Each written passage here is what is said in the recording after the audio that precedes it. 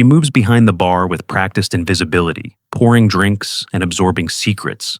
7 years in this Montana town has taught Sariel Thorne how to blend into the background perfectly. Nobody suspects the quiet woman wiping glasses has 3 confirmed kills, or that she once led the most classified operation in naval intelligence history. Tonight, that carefully constructed anonymity shatters when 4 Navy SEALs walk through the door of the Copper Still, and their leader's eyes widen with impossible recognition. She was supposed to be dead. Now the ghosts of Caracas have finally caught up with her. From which city in the world are you watching this video today?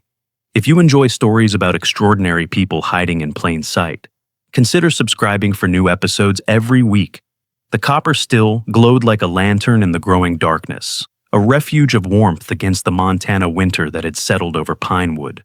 Through frosted windows, locals could be seen laughing, arguing, and unwinding after another workday. It was Friday night, and the bar hummed with the familiar energy of a small town where everyone knew everyone. Their triumphs and failures, public knowledge passed around as freely as the bowls of peanuts on the counter. Behind the worn oak bar, Sariel Thorne moved with quiet efficiency, her hands never still. She poured drinks, wiped glasses, and arranged bottles with practiced precision. Nothing wasted, nothing showy.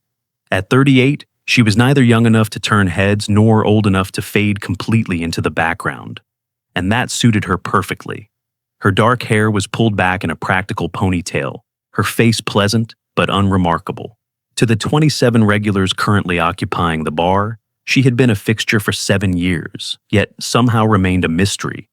Mayor Gunderson occupied his usual corner table, his voice carrying above the general din as he recounted his fishing expedition for the 5th time that week. 2 loggers at a nearby table argued heatedly about last night's hockey game, their beers forgotten in the intensity of their debate. At the far end of the bar, 74-year-old Lurleen McIntyre nursed her weekly gin and tonic, observing the room with the sharp eyes of a woman who had spent decades cataloging the town's secrets. Sariel worked in silence, catching fragments of conversation as she served. "Hear about that military exercise up at Blackwater Ridge?" one of the younger men asked his companion. "Yeah, government types all over town the past few days," his friend replied, accepting a fresh beer from Sariel with a nod of thanks. "Bunch of SEALs staying at the Pinewood Inn, from what I heard," a third man added. Sariel's hands paused imperceptibly while wiping a glass before resuming their rhythm. A flicker passed behind her eyes, the only sign that anything had registered. She moved down the bar, refilling drinks and collecting empties with the same measured movements. Desmond Wayland, the town's self-appointed drunk philosopher, slurred from the end of the bar. "Another sorry," he called, raising his empty glass. She refilled it without engaging, setting the whiskey before him and turning to serve another customer. "What's your story anyway?" Desmond persisted, his words slightly tangled. 7 years, and nobody knows a damn thing about you." Other locals chimed in, their teasing good-natured. "Yeah, sorry, you from witness protection or something?" Frank Cooper called from his table. "Maybe she's a Russian spy," his wife Ellen suggested with a laugh. "Nah, too boring for that," another regular countered. "Probably just running from a bad marriage." Sariel deflected with practiced ease, her smile never reaching her eyes. "Nothing that exciting," she said, turning questions back on the askers. "Frank, how's that new grandson doing?" As Frank launched into proud grandparent mode, Sariel continued her work, invisible in her visibility. But a careful observer might have noticed certain things. A scar peeking from her collar as she reached high for a bottle, the way she positioned herself with sightlines to all entrances, how she clocked every new person who entered, assessing them in a split second before returning to her tasks. The door opened, bringing a gust of Montana winter that momentarily silenced the room. Sheriff Braddock entered, stomping snow from his boots. His weathered face scanned the crowd automatically, before his eyes settled on Sariel. They exchanged a look loaded with more meaning than casual acquaintances, and she gave a slight nod. The conversations resumed as Braddock made his way to the bar, settling onto a stool in the corner where he could observe the room. "Club soda," he said, though Sariel was already preparing it. After 7 years, she knew his Friday routine. "Quiet week?" she asked, sliding the drink toward him. "Until today," he replied, keeping his voice low. "They're asking questions about you." Sariel's hands continued preparing a martini for Lurleen, not a tremor to betray her. "Who?" "Men in suits, not local. Said they were with the Department of Defense, but their IDs seemed odd." Braddock took a sip of his soda. "Wanted to know how long you'd been in town, where you came from. Told them what everyone knows, which is next to nothing." "Thank you," she said simply. "Sorry," he said, using the nickname that had never quite fit her. "I've never asked questions. You came to town, bought this place from old Joe, kept your head down, paid your taxes. Whatever brought you to Pinewood, it's your business. But if there's trouble heading this way, I'd appreciate a heads up. This town, these people, they matter to me." Sariel met his eyes directly for the first time. "They matter to me too," she said. Something in her tone made Braddock straighten slightly. Before they could continue, the door swung open again. 4 men entered, brushing snow from their jackets. They weren't in uniform, but everything about them screamed military. The way they moved, assessed the room, positioned themselves. Their build suggested years of physical training, and their eyes held the focused alertness of men who had seen combat. The bar noise diminished slightly as locals sensed something different about these newcomers. They were clearly not from Pinewood, not hunters or truckers passing through. They carried themselves with too much authority. Their leader, a tall man with close-cropped dark hair and olive skin, scanned the room before his eyes landed on Sariel. For a microsecond, recognition flashed across his face. She turned away, busying herself with bottles beneath the counter.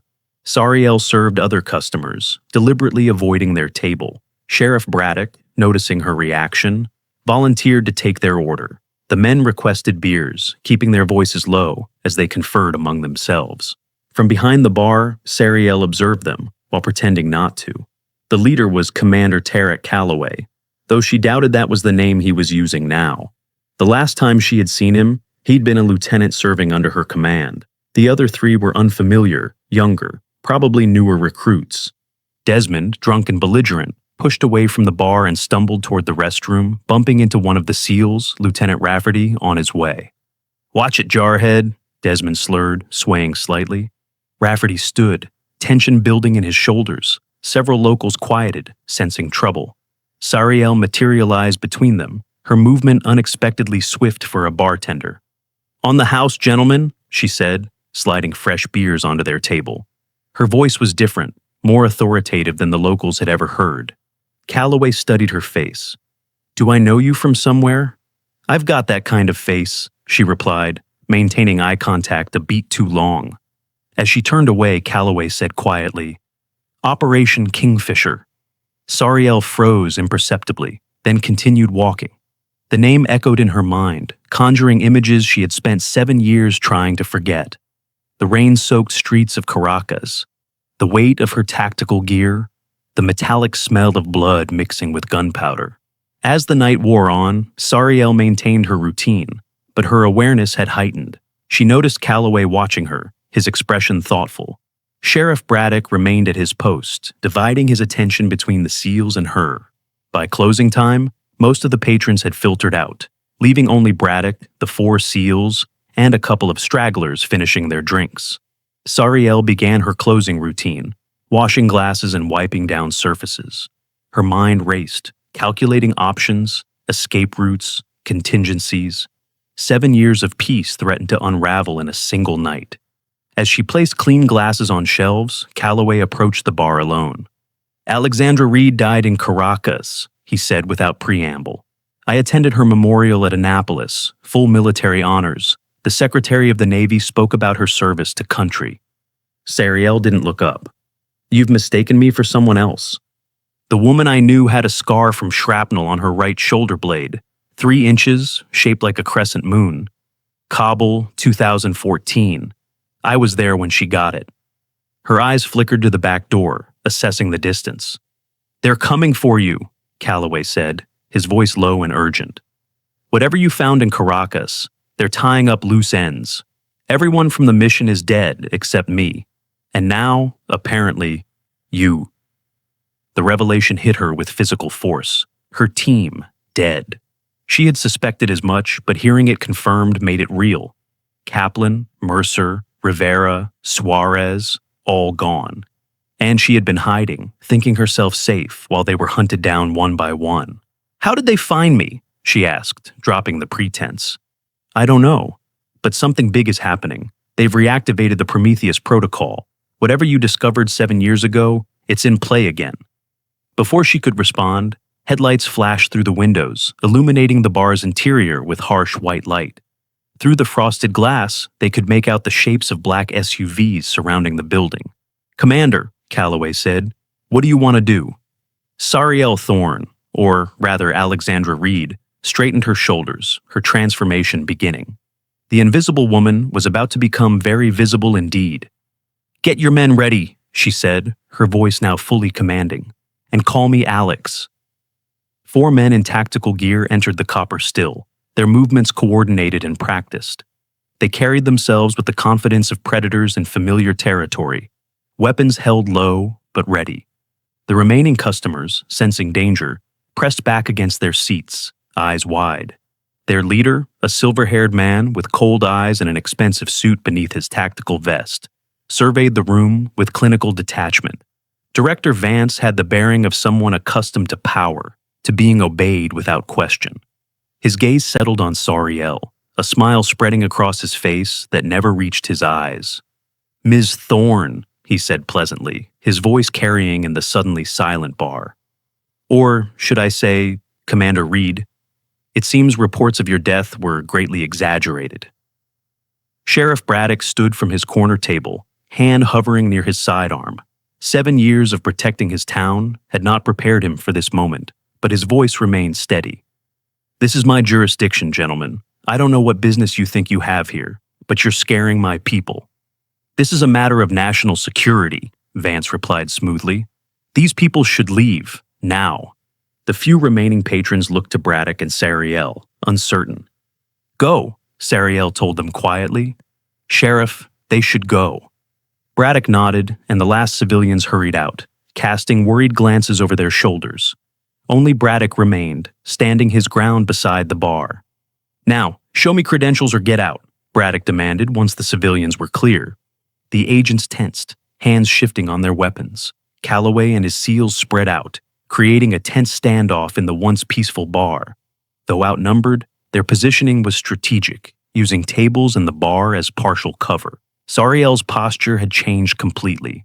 Gone was the unassuming bartender, who faded into the background. Her spine straightened, shoulders squared, chin lifting with natural authority. When she spoke, her voice carried the crispness of command. "You killed my team in Caracas." It wasn't a question, but an accusation. Her eyes, now sharp and focused, never left Vance's face. "Your team discovered something they shouldn't have," Vance acknowledged with a small shrug. "Risks of the profession, Commander. You of all people should understand operational security." "The Prometheus Protocol," she said, the name falling into the room like a stone. "American intelligence selling bioweapons research to our enemies, not for national security, for profit." Sheriff Braddock's eyes widened slightly, but he maintained his position, hands still near his weapon. "Whatever you think you found died with Alexandra Reed," Vance said, his smile thinning. "As far as the world is concerned, Commander Reed perished heroically in service to her country. A convenient narrative, wouldn't you agree?" "Did it?" Sariel reached beneath the bar, her movement deliberate. Everyone tensed, fingers moving to triggers. The agents raised their weapons fractionally. Calloway and his team shifted their stances, ready. Instead of a weapon, Sariel produced a small thumb drive, holding it up between 2 fingers. "I mailed copies to 27 news outlets around the world, with instructions to publish the contents if I don't reset a digital timer every week. I've been doing it for 7 years. Vance's smile faltered for the first time. "You're bluffing." "I had 7 days to plan my death, Director. 7 days between discovering what you were doing and the ambush that killed my team." Her voice remained steady, but rage burned beneath the surface. "I made contingencies." "Even if that were true, you have no idea what you're interfering with," Vance countered. "The Prometheus Protocol is beyond your clearance level, beyond your understanding of global security. I understand selling weaponized smallpox research to North Korean agents, Sariel replied. I understand 8 American scientists murdered to cover it up. I understand treason. Vance's expression hardened. Sometimes maintaining American supremacy requires difficult decisions, Commander. Decisions made by people willing to bear the burden of necessary evils. People like me. People like you, she repeated, contempt evident in her voice. People who profit from suffering while wrapping themselves in the flag. Vance signaled his men with a subtle gesture. They raised their weapons fully, aiming at Sariel and the SEALs. I'm authorized to contain this situation by any means necessary, Vance stated flatly. The Prometheus protocol is active again, and we can't afford loose ends. Your safeguards, whatever they may be, can be managed once you're in custody. In a blur of movement, Alexandra disarmed the nearest agent, twisting his arm and using him as a shield while drawing his sidearm in one fluid motion. The transformation was complete, the invisible bartender replaced by a formidable operator whose muscle memory had not faded with 7 years of pouring drinks. The SEALs instantly moved to her side, weapons aimed at Vance's team. The standoff escalated, each side assessing the other's capabilities and resolve. Commander Reed was awarded the Navy Cross posthumously, Calloway announced, his voice carrying the weight of respect. Her service record remains classified, but every SEAL knows what she did in Tehran and Damascus. One by one, the SEALs rendered a formal salute to Alexandra, their free hands moving crisply to their foreheads in acknowledgement of her rank and service. The gesture, performed while maintaining their aim on Vance's men, carried profound meaning in this context. Sheriff Braddock watched in amazement as the woman he thought he knew revealed her true self. For 7 years, he had shared casual conversations with her, respected her privacy, even developed a friendship of sorts. Never once had he suspected the truth, that the quiet bartender who remembered everyone's drink preferences had once commanded elite military operations. Stand down, Director, Alexandra commanded, or this ends badly for everyone. Vance assessed the situation, calculating his options. His men were trained, but they were facing 5 individuals with exceptional combat skills, including a legendary operative whose abilities were whispered about in classified briefings. This changes nothing, Vance said, maintaining his composure. You're still a traitor who stole classified intelligence. You'll spend the rest of your life in a black site, Commander. And your friends here will be charged as accessories. I don't think so, came a new voice from the doorway. All eyes turned to see a woman in a dark suit standing in the entrance, flanked by agents and FBI windbreakers. She held up credentials. Assistant Director Keller, FBI. Director Vance, your presence is requested in Washington immediately. Secretary Lynch has some questions about unauthorized operations on U.S. soil. Vance's expression darkened. This is an intelligence matter, not a bureau concern. When it involves potential treason, it becomes our concern, Keller replied evenly. We've been monitoring suspicious financial transactions linked to your private accounts for months. Commander Reed's evidence was the missing piece. Alexandra's eyes narrowed. You knew I was alive? Keller nodded slightly. We suspected. After analyzing the Caracas operation, certain inconsistencies emerged. A confidential investigation was launched 6 months ago, when another member of your former team turned up dead under suspicious circumstances. Vance's men looked to him for direction, their weapons still raised but their confidence visibly shaken. Your men should lower their weapons, Keller advised Vance. Unlike you, they might still have careers after tonight if they cooperate. After a tense moment, Vance gave a slight nod, and his agents slowly lowered their weapons. The SEALs maintained their positions, looking to Alexandra for direction. Stand down, she told them, lowering her own borrowed weapon. But stay alert. FBI agents moved in, securing Vance and his team. As they were led outside, Keller approached Alexandra. Commander Reed, we have a lot to discuss. Not Commander, Alexandra corrected. Not anymore. That's not what your file says, Keller replied. As far as the Department of the Navy is concerned, you've been on deep cover assignment. Your rank and benefits have continued to accrue in your absence. Alexandra processed this information, her expression unreadable. And what happens now? Now we need your testimony. The Prometheus protocol wasn't just Vance.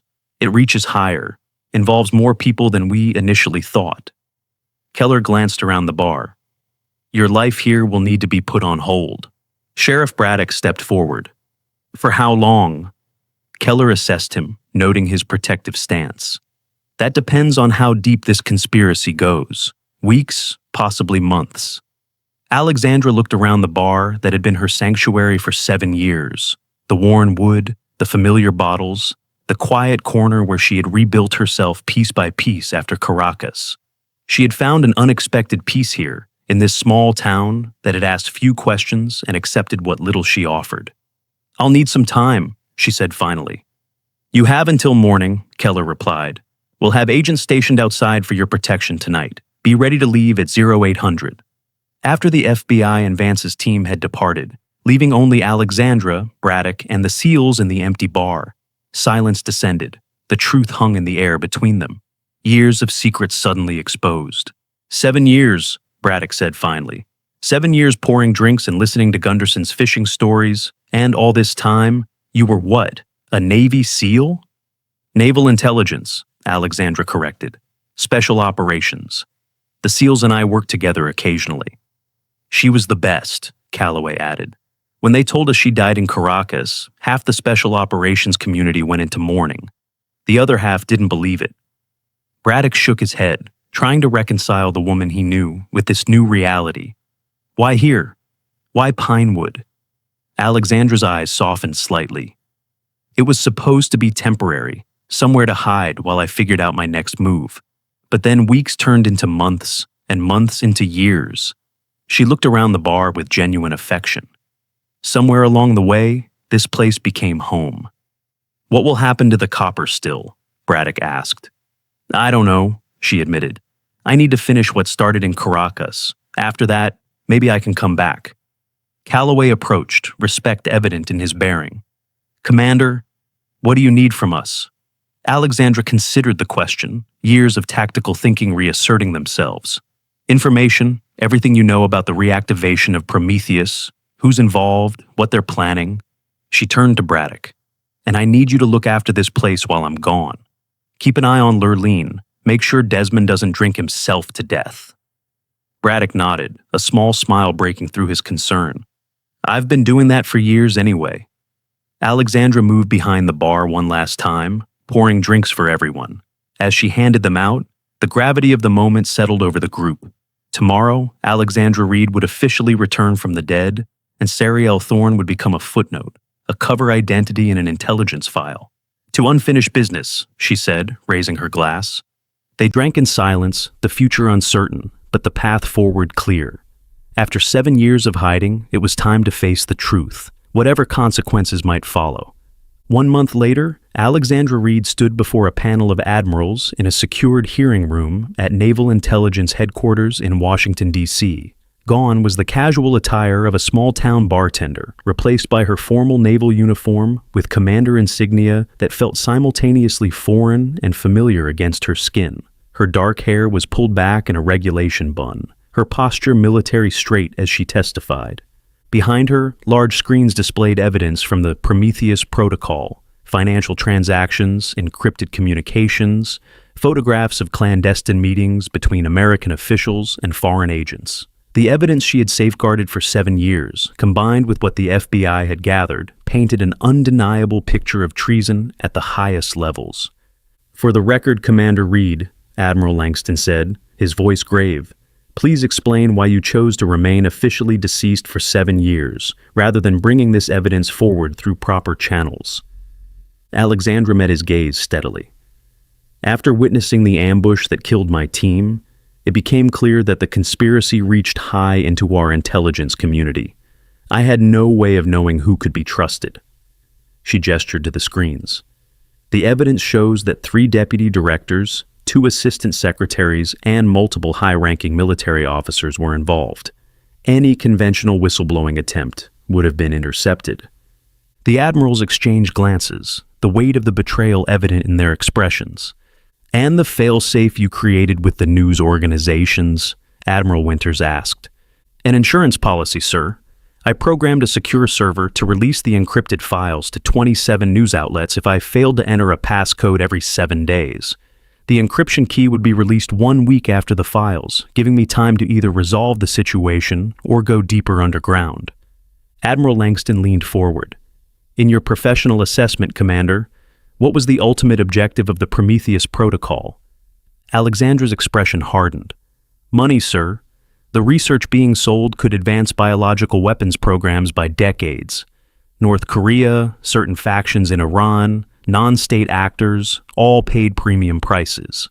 The total financial gain exceeded $2 billion, distributed through shell companies and offshore accounts.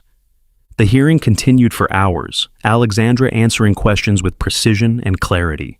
When it concluded, the panel stood in unison, a mark of respect rarely shown to a witness. Commander Reed, Admiral Langston said, your country owes you a debt that can never be fully repaid. Your actions, while unorthodox, preserved national security and likely saved countless lives. In the corridor outside, Alexandra watched as Director Vance and several high-ranking officials were led away in handcuffs, their faces ashen with the realization that their power and connections could not shield them from the consequences of their actions. Assistant Director Keller approached, offering a rare smile. That went well. The Attorney General is personally overseeing the prosecution. No deals, no classified proceedings to protect reputations. Alexandra nodded, relief mixing with a strange emptiness. For 7 years, protecting this information and staying hidden had been her purpose. Now that it was over, she found herself adrift, uncertain of her path forward. Outside the building, reporters crowded the steps, alerted to the presence of a naval officer, presumed dead for 7 years. Camera flashes created a strobing effect as Alexandra emerged, flanked by Keller and Calloway. Commander Reed, a reporter called out, thrusting a microphone forward. How does it feel to return from the dead? Is it true you've been living under an assumed identity? Another shouted. Will you be resuming active duty? Alexandra raised a hand, and the crowd quieted slightly. I have no comment on the proceedings inside, which remain classified. As for my status, that's still being determined. What now, Commander? A persistent reporter pressed. Alexandra's eyes found Sheriff Braddock waiting at the perimeter, out of place in his small-town uniform amid the Washington crowd. He had flown in to provide additional testimony about Vance's unauthorized operation in his jurisdiction, but they both knew his presence was more personal than professional. Pinewood is home now, she said simply, then moved through the crowd toward him, ignoring further questions. Later that evening, in a quiet corner of a Georgetown restaurant, Alexandra sat with Braddock, Keller, and Calloway. The formal proceedings were done, but the personal reckoning was just beginning. The Navy wants you back, Keller said, swirling her wine. Full reinstatement, promotion to captain likely within a year. Your choice of assignments. Alexandra raised an eyebrow. And if that's not what I want? Honorable discharge with full benefits, including 7 years of back pay, Calloway offered, plus a rather substantial reward from the intelligence community's discretionary fund for exposing the conspiracy. Braddock remained quiet, studying her face. Of everyone at the table, he was perhaps the only one who had known Sariel Thorne rather than Commander Reed, and he was trying to reconcile the two women into one. I need some time to think, Alexandra said finally. Of course, Keller agreed. But not too long. Your story will break tomorrow, carefully sanitized for public consumption. You'll be a hero, and heroes have responsibilities. 2 weeks later, the Copper Still reopened its doors. Word had spread quickly through Pinewood about Sariel Thorne's true identity, transformed from local gossip to national news overnight. Speculation ran wild, with stories growing more outlandish with each telling. Alexandra stood behind the familiar bar, arranging bottles with the same precision she had always shown, though her movements were different now, more fluid, no longer hiding her training and capabilities. She wore jeans and a simple button-down shirt, her hair loose around her shoulders, a deliberate choice to bridge her two identities. The door swung open, and Mayor Gunderson entered first, followed by a stream of locals eager to see their bartender in a new light. They approached hesitantly, unsure how to act around someone they thought they knew. So, Gunderson said, breaking the ice, all those fishing stories I told, and you never mentioned you were some kind of super spy? A ripple of nervous laughter moved through the crowd. Alexandra smiled, genuine warmth in her expression. "I enjoyed your stories, Mayor. All of them, even the ones that grew bigger with each telling." "Do we call you Commander now?" Lurleen asked from her usual spot. "Sariel is fine," she replied, pouring Lurleen's gin and tonic without being asked. "Or sorry, if you prefer. The name might have been created for a cover, but it's become part of who I am." The tension in the room began to dissolve as locals reclaimed their usual spots, ordering familiar drinks. The new knowledge changed things, but the foundation remained. This was still their bar, and she was still the woman who had served them faithfully for 7 years. Sheriff Braddock sat at the bar, watching her work. "Takes some getting used to," he said, finding out the woman serving drinks was one of the most decorated special operators in naval history. "I'm still me," she replied, sliding his club soda across the bar. "Just all of me now." The door opened again, and Calloway entered with his team, now in civilian clothes. The locals made room for them, curious about these men who had been part of the dramatic events at the bar 2 weeks earlier. Someone bought them around, and introductions were made, bridging the gap between Alexandra's two worlds. "To invisible women," Alexandra proposed, raising her glass in a toast. "May they be seen when they choose to be." Glasses clinked around the room as locals and SEALs drank together, the strange new reality settling into place. Later that night, after closing, Alexandra stood alone in the quiet bar. She moved through her familiar routine, cleaning glasses and wiping surfaces. But now she moved as a whole person, integrated, no longer compartmentalizing parts of herself. She had made her decision. The Navy had offered her a desk job, consulting on special operations with the promise of field work when her unique skills were needed. It would allow her to maintain the copper still, splitting her time between Washington and Pinewood, between Commander Reed and Sariel Thorne. It wasn't a perfect solution, but life rarely offered those. What mattered was that both aspects of her identity could now exist in the open, neither eclipsing the other. The thumb drive that had held her insurance policy for 7 years now sat empty in her pocket, its contents secure in government vaults, its purpose fulfilled. The weight of secrecy had lifted, replaced by new responsibilities, new challenges. She looked around the bar that had been her sanctuary and was now simply her home, the worn wood, the familiar bottles, the memories both bitter and sweet that had accumulated over 7 years. Pinewood had given her something she hadn't known she needed, not just a hiding place, but a community, a sense of belonging that had been absent in her life of service and sacrifice. 7 years ago, she had chosen to die rather than compromise her principles. Now, she had been given something rare, a second chance at life, with all its complications and possibilities. Outside, the Montana night wrapped around the small town, stars brilliant in the clear sky. Tomorrow would bring new customers, perhaps some curiosity seekers drawn by the national news. Calloway would return to his unit, Keller to her investigations. Life would continue its imperfect, unpredictable course. Alexandra turned off the lights and locked the door behind her. As she walked the quiet street toward her small house at the edge of town, her steps were lighter than they had been in years.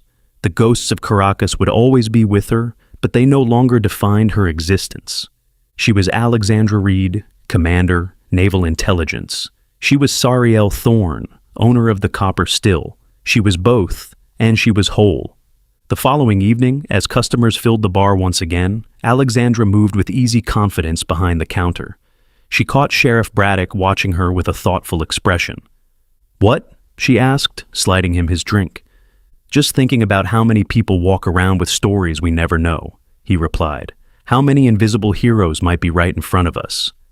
Alexandra considered this as she looked around the room at the familiar faces of Pinewood, the retired schoolteacher who had served in Vietnam but never spoke of it, the quiet woman who volunteered at the homeless shelter every weekend without recognition, the volunteer firefighter who had pulled 3 children from a burning building last summer. "Have you ever known someone who never asked for recognition but deserved more than anyone else?" she asked Braddock. "Someone who carried burdens silently while others took credit? The world is full of invisible people with extraordinary stories." He nodded, understanding in his eyes. "Sometimes the person you overlook is the one you should see most clearly." "Their stories deserve to be told," Alexandra said softly. then turned to serve another customer, continuing the work that had unexpectedly become her second calling. In the corner, Lurleen raised her glass in a private toast, her sharp eyes missing nothing. "To invisible women," she whispered to herself, a knowing smile playing across her weathered face. "And to being seen on our own terms,